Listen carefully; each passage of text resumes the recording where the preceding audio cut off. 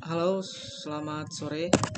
Sebelumnya, Assalamualaikum warahmatullahi wabarakatuh. Perkenalkan, nama saya Bella Iman Firmansyah. Pada video kali ini, saya ingin membahas tentang sistem operasi Linux, materi tentang shell kernel. Langsung saja ya. Sebelum itu, kita harus mengenal dulu apa itu sistem operasi. Dan saya ingin menjelaskan sedikit di sini apa itu sistem operasi dan apa sajakah bagian-bagian dari sistem operasi. Sistem operasi adalah software sistem yang bertugas untuk melakukan kontrol, mengelola hardware, serta operasi dasar sistem termasuk menjalankan software aplikasi. Apa sajakah bagian-bagian dari sistem operasi? Yaitu 1. Mekanisme boot, yaitu meletakkan kernel ke dalam memori. 2. Kernel, yaitu inti sebuah sistem operasi. 3. Command interpreter atau shell, yaitu bagian yang bertugas membaca input dan pengguna. Keempat, pustaka atau library, yaitu menyediakan kumpulan fungsi, dasar, dan standar yang dapat dipanggil oleh aplikasi lain. 5. Driver, yaitu komponen untuk berinteraksi antara hardware eksternal sekaligus mengontrolnya. Next, aplikasi yang digunakan saat ini adalah Ubuntu, tapi ya, penampilan dari Ubuntu tersebut seperti ini ya, kurang lebih. Dan tool-tool yang dimilikinya itu seperti ini.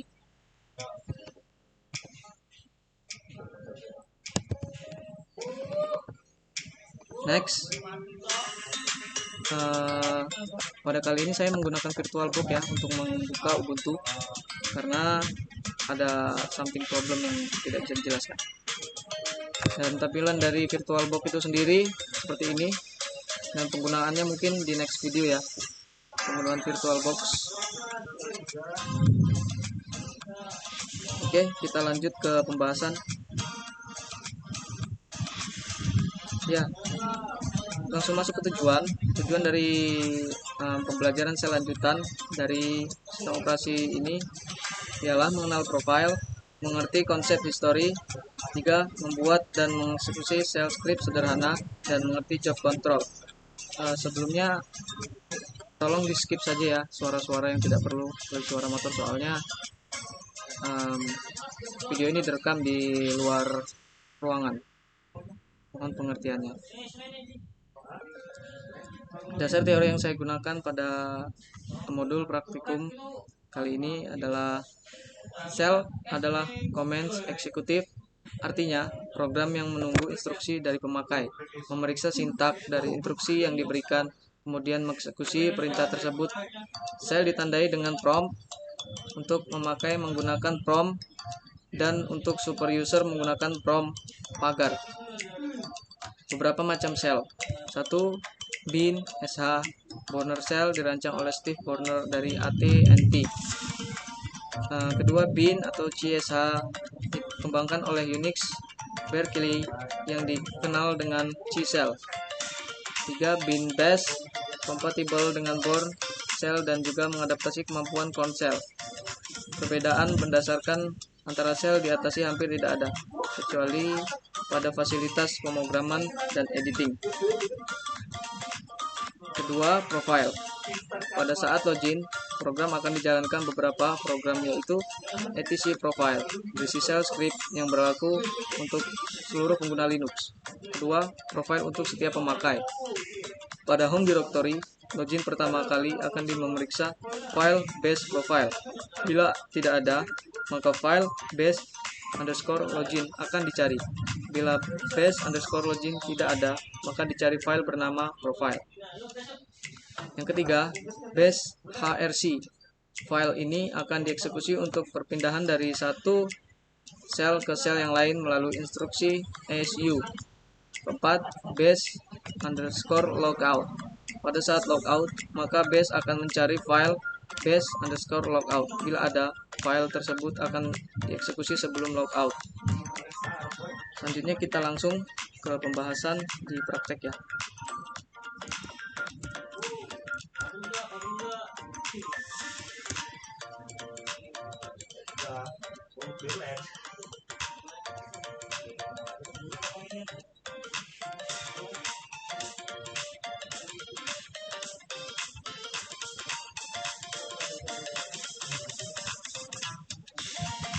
Ya, seperti yang ada contoh di sini, kita langsung ikuti saja apa yang ada, perintah yang ada di contoh ya.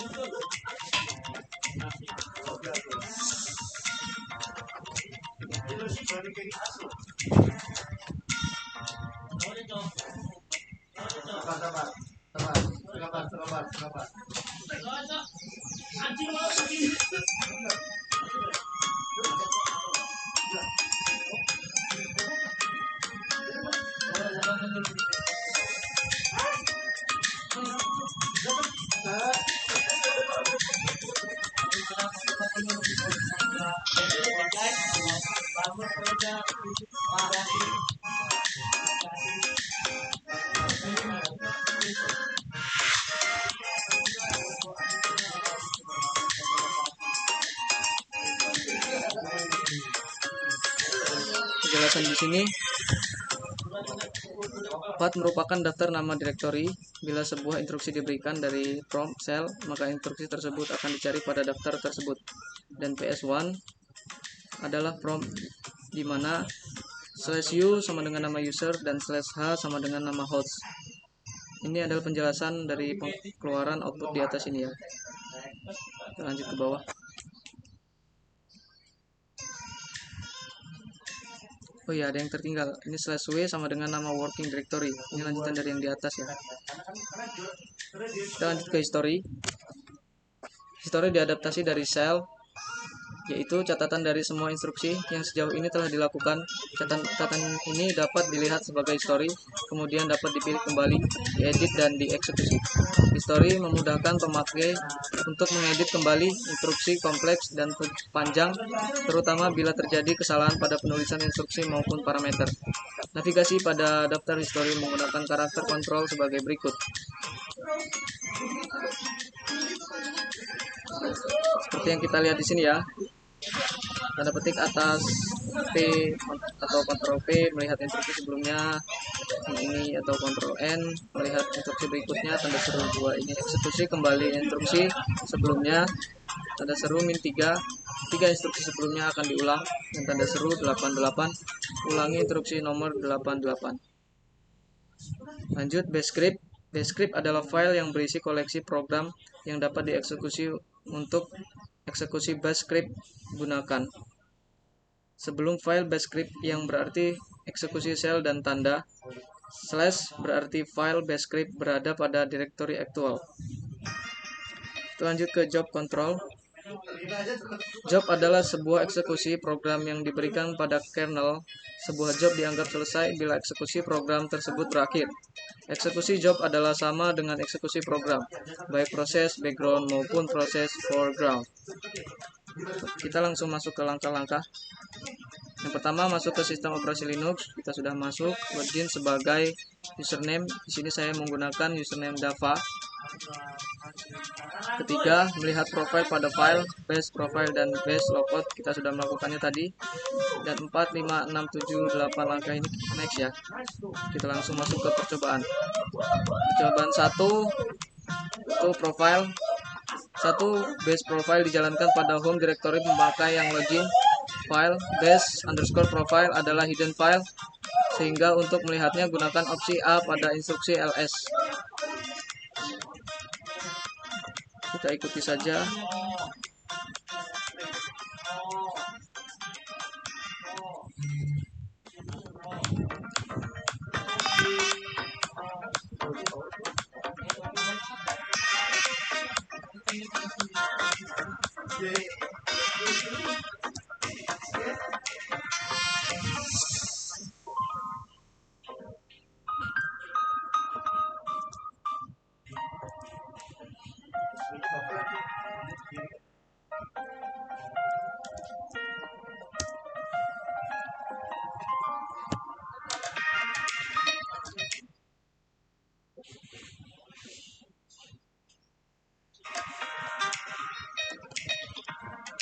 State of base profile failed.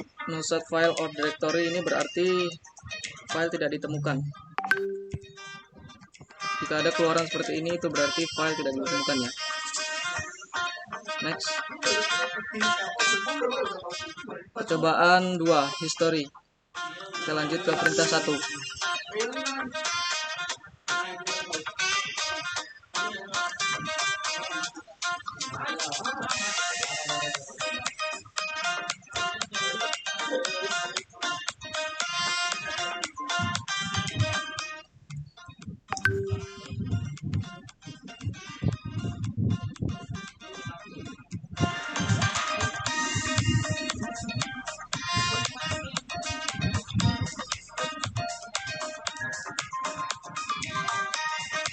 Kita lanjut ke perintah kedua.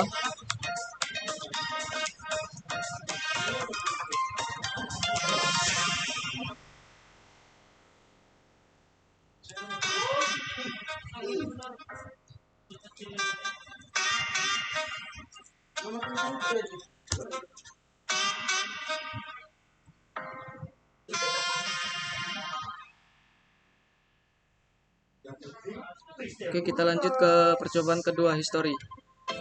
Pertama, melihat batasan maksimum instruksi yang dapat digunakan.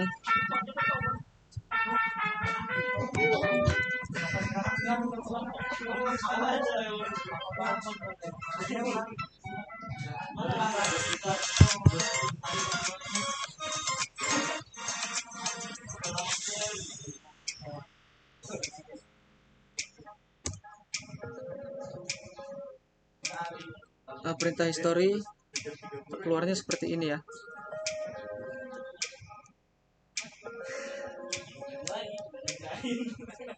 Kita lanjut ke perintah nomor 3.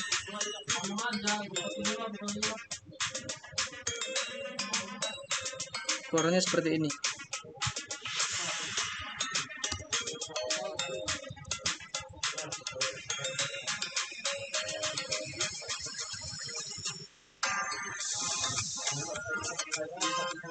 Untuk kembali ke sini kita tekan Ctrl Z saja ya. Mungkin perintah-perintah ini tidak semuanya saya lakukan ya. Bisa dicoba di rumah secara langsung. Percobaan ketiga, membuat bash script dan menjalankannya.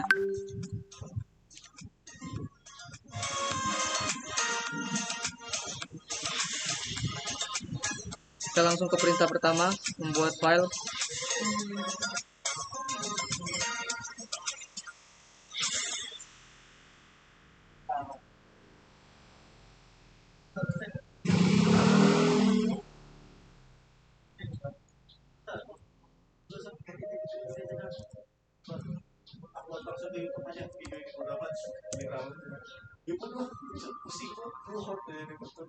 Kita tuliskan di sini seperti contoh ya. Program bash script.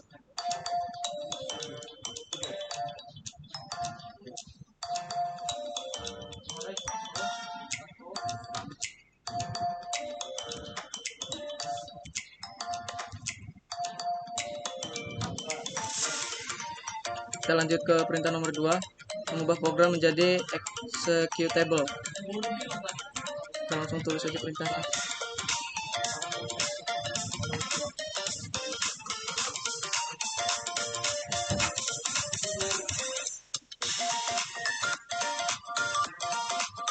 Keluarannya seperti ini ya. Dan mungkin perintah-perintah selanjutnya bisa langsung dicoba di rumah agar mengerti. Kita lanjut ke percobaan nomor 4, job control. Perintah nomor 1.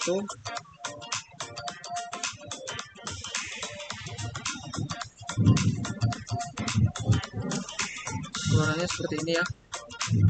Dan perintah selanjutnya bisa dicoba di rumah. Kita lanjut ke percobaan nomor 5, memanipulasi stack untuk directory. Perintah pertama, instruksi dirs digunakan untuk melihat stack directory. Pada output hanya ditampilkan directory home.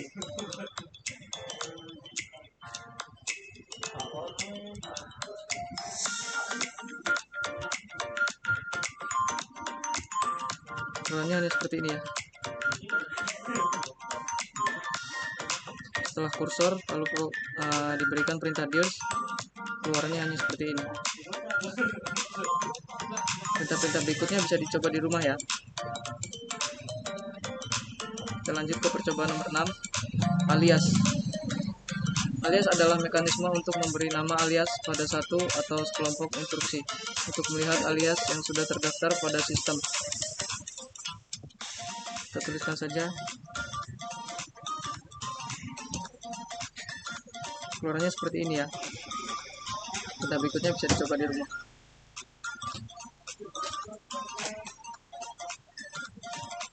Baik, di sini ada beberapa latihan ya. Mungkin ini bisa dicoba di rumah untuk memperluas wawasan. Ada sekitar 6 pertanyaan di sini yang beranak.